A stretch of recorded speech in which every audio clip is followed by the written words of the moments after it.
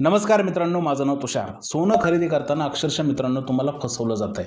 मग तुम्ही छोट्या दुकानात जाऊन सोनं खरेदी करा किंवा एखाद्या मोठ्या ब्रँडच्या दुकानात जाऊन सोनं खरेदी करा, सगळे लोक जे आहेत ते तुम्हाला लीगल पद्धतीने सोनं लावत आहेत। कसे लीगल पद्धतीने? आता ते तुम्हाला कसे फसवतात ते या व्हिडिओमध्ये सांगणार आहे। त्याचबरोबर मित्रांनो, सोनं खरेदी करताना कोणत्या प्युरिटीचं सोनं खरेदी करायला हवं हे सुद्धा सांगणार आहे आणि सोन्याचा मार्केटमध्ये भाव कसा फिक्स केला जातो याबद्दल सुद्धा तुम्हाला सांगणार आहे। तर चला या व्हिडिओची सुरुवात करूया। मित्रांनो, आपण सोन्याच्या दुकानात जातो आणि सोनाराला म्हणतो की शेठजी, आज सोन्याचा भाव काय सुरू आहे? तो सांगतो 80,000 रुपये तोळा सोन्याचा भाव सुरू आहे।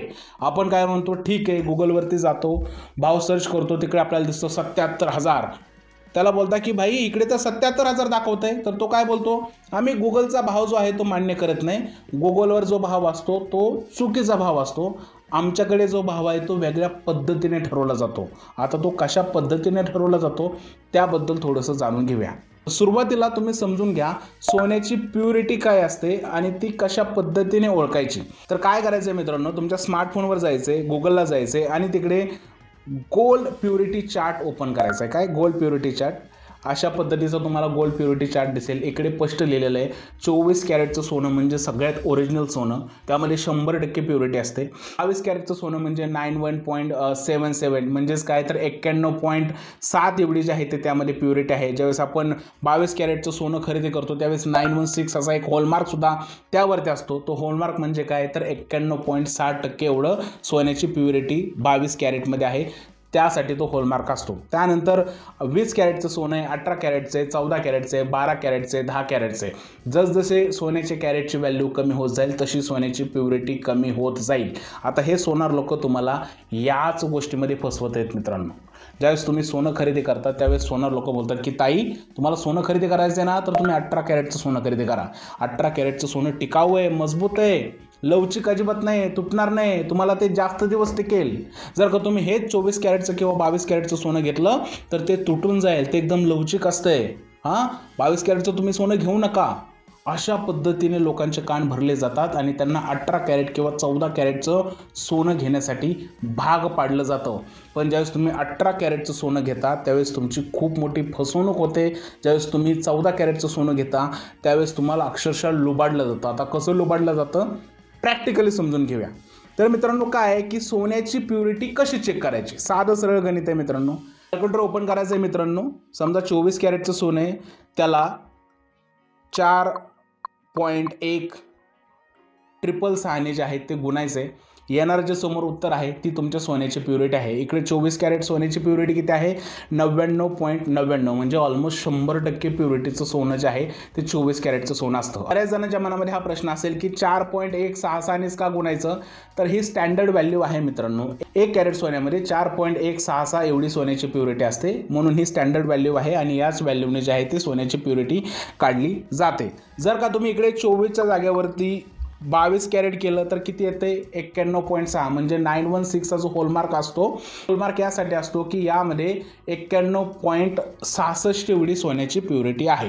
जर का तुम्ही इकडेच 18 कॅरेटचं सोनं चेक केलं तर यामध्ये 74.99 इतकी सोन्याची प्युरिटी तुम्हाला आढळून येते। ज्यावेळेस 22 कॅरेटचं सोनं खरेदी करता त्यावेळेस तुम्हाला जे आहे सोनार जे बिल बनवतो, जे बिल देतो ते बिल बनवतो 92%ने। म्हणजे किती? आता इकडे सोन्याची प्युरिटी किती आहे? 91.66 आहे, पण बिल जे बनतं ते बनतं 92ने। म्हणजे काय? ही स्टँडर्ड प्रॅक्टिस आहे मित्रांनो आणि याच पद्धतीने सगळे सोनार जे आहेत बिल बनवतात। म्हणजे काय? 0.3%चा त्यांना यामध्ये फायदा होत असतो। किती? 0.3%चा।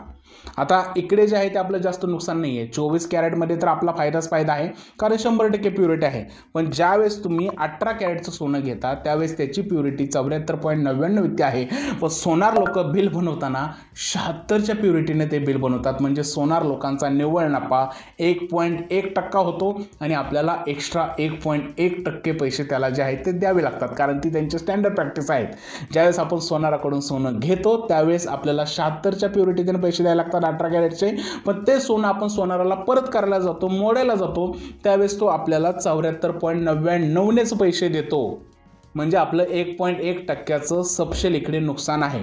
पण हेच जर का तुम्ही 14 कॅरेटचं सोनं खरेदी केलं, आजकाल हिऱ्यांचे दागिने मिळतात 14 कॅरेटमध्ये, तर यामध्ये खूप जास्त नुकसान आहे, कारण इकडे प्युरिटी तुम्हाला 58.33 इतकी दिसते, पण सोनार लोक जे बिल बनवतात ते 60%च्या प्युरिटीने बनवतात। म्हणजेच काय, जवळजवळ 1.7% एवढा इन्कम जो आहे तो एक्स्ट्रा सोनार लोकांना होतो। म्हणून सोनार लोक तुम्हाला रिक्वेस्ट करतात की ताई, माही, दादा, अक्का, तुम्ही 18 कॅरेटचं सोनं घ्या, ते खूप मजबूत असतं, ते टिकाऊ आहे आणि ते कधीही खराब होत नाही। त्याचबरोबर काही सोनार लोक तर हे रिक्वेस्ट करतात, तुम्ही 14 कॅरेटचं सोनं घ्या, ते अजून मजबूत आहे, अजून टिकतं।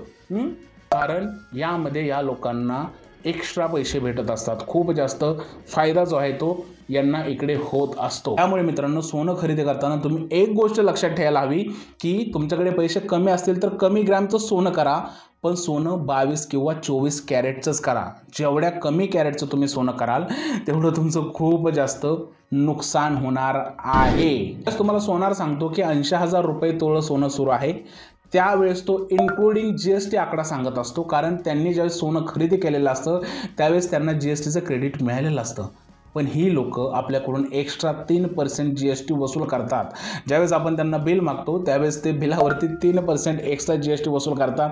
या GST बरोबर मगाशी जे तुम्हाला सांगितलेलं 1.7% पर्यंतचं मार्जिन आहे, यामध्ये ते खूप जास्त पैसे कमवत असतात। त्यामुळे तुम्ही ज्यावेळेस सोन्याच्या दुकानात जाता त्यावेळेस तुम्हाला चाय दिला जातो, त्याचबरोबर तुम्हाला नाश्ताही दिला जातो, त्याबरोबर तुम्हाला खूप सन्मानसुद्धा दिला जातो आणि एखादं गिफ्टसुद्धा दिलं जातं।